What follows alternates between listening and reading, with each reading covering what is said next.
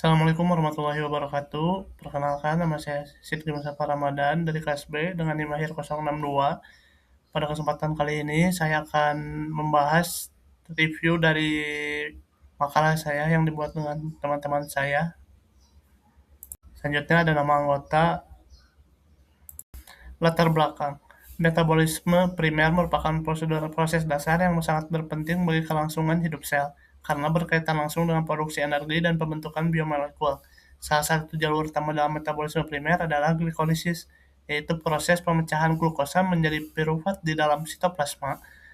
Glikolisis tidak hanya berfungsi menghasilkan energi dalam bentuk ATP, tetapi juga berperan dalam mengatur aktivitas sel, termasuk respon imun. Penelitian terbaru menunjukkan bahwa saat ini sel imun aktif, terjadi peningkatan aktivitas glikolisis untuk memenuhi kebutuhan energi yang cepat.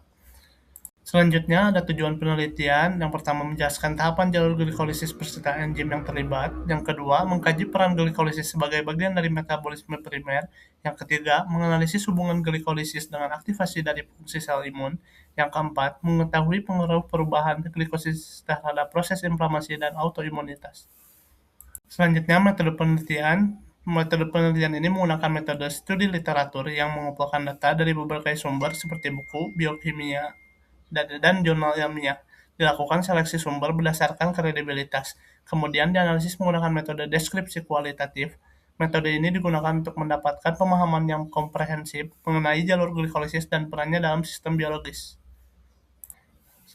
Hasil glikolisis. Glikolisis merupakan jalur metabolisme yang berlangsung di sitoplasma dan terdiri dari 10 reaksi enzimatik.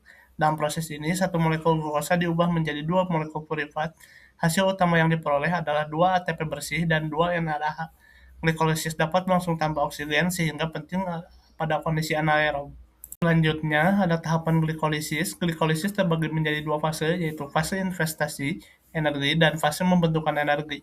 Pada fase investasi, sel menggunakan 2 ATP, sedangkan pada fase pembentukan energi dihasilkan 4 ATP dan 2 NADH. Salah satu enzim penting adalah PFK1 yang berperan sebagai titik regulasi utama dalam glikolisis. Glikolisis dan respon imun. Pada saat sel imun diaktifkan, kebutuhan energi meningkat secara signifikan. Untuk memenuhi kebutuhan tersebut, sel akan meningkatkan aktivitas glikolisis. Energi yang dihasilkan digunakan untuk proliferasi sel dan produksi sitokin seperti IL-1 beta, IL-16, dan TNF-alpha. Dengan demikian, glikolisis berperan penting sangat dalam mendukung respon imun. Glikolisis dan inflamasi. Dalam kondisi inflamasi, terjadi perubahan metabolisme yang disebut Warburg effect, di mana sel lebih mengandalkan glikolisis.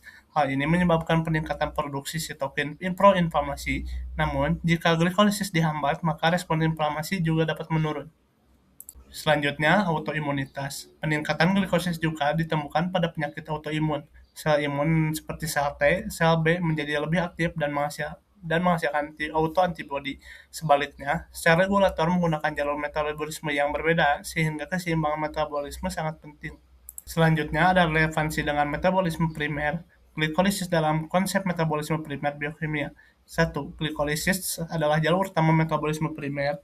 Yang kedua, menghasilkan energi dasar ATP untuk mengaktifasi sel. Yang ketiga, menghasilkan intermediat penting seperti glukosa 6-fosfat sebagai jalur pentasa fosfat, DHAP sebagai sintesis lipid, 3. Fosfoliserat sebagai sintesis asam amino. Yang keempat, ada menghubungkan berbagai jalur metabolisme. Yang pertama, siklus Krebs, selanjutnya fosfoliferasi oksidatif, biosintesis biomolekul, dan berperan dalam homeostasis sel dan adaptasi kondisi. Pada PowerPoint ini ada kesimpulan. Kesimpulannya adalah glikolisis merupakan jalur metabolisme primer yang sangat penting karena menghasilkan energi dan prekursor metabolik. Selain itu, glikolisis juga berperan dalam regulasi respon imun. Perubahan aktivitas glikolisis dapat mempengaruhi inflamasi dan autoimunitas, sebagai berpotensi menjadi target terapi di masa depan. Selanjutnya, kritik saran. Penelitian ini memiliki keterbatasan karena hanya berbasis studi literatur tanpa data eksperimen langsung. Kedepannya diperlukan penelitian lanjutan yang lebih spesifik dan berbasis eksperimen untuk mengembangkan terapi berbasis metabolisme. Sekian presentasi dari saya, kurang lebihnya mohon maaf. Wassalamualaikum warahmatullahi wabarakatuh.